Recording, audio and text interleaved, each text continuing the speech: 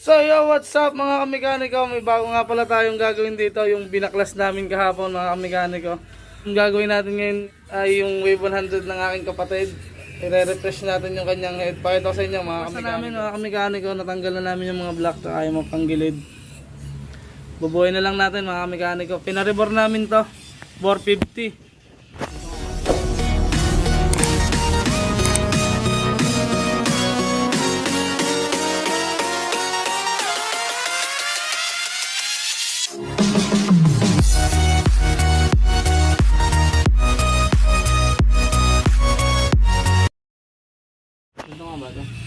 Oo, ganyan.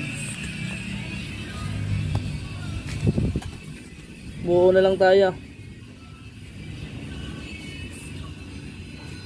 Lumigaw! Magandang kuha dito. Mag-assemble naman tayo ng head and block.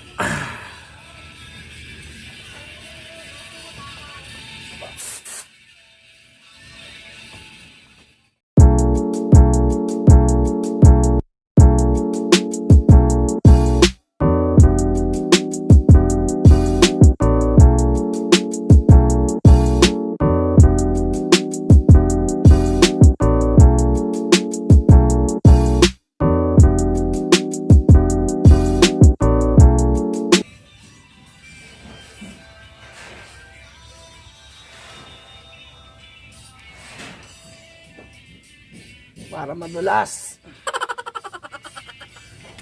Oh my God! Wow!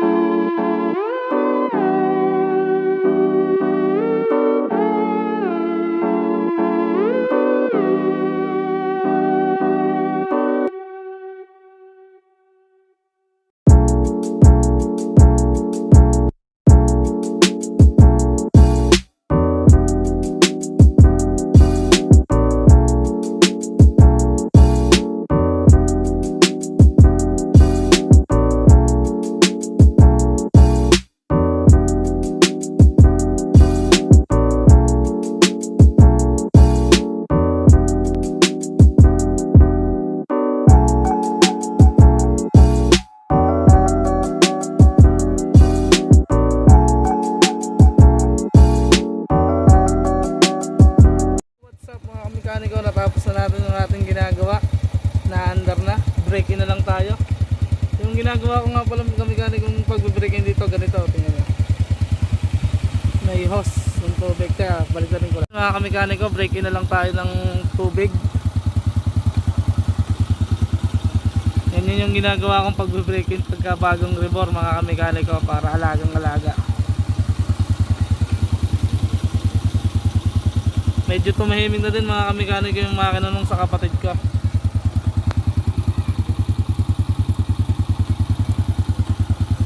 Mga kamikanik ko, okay na. Salamat sa mga nanood at sana huwag niyo rin kalilimutang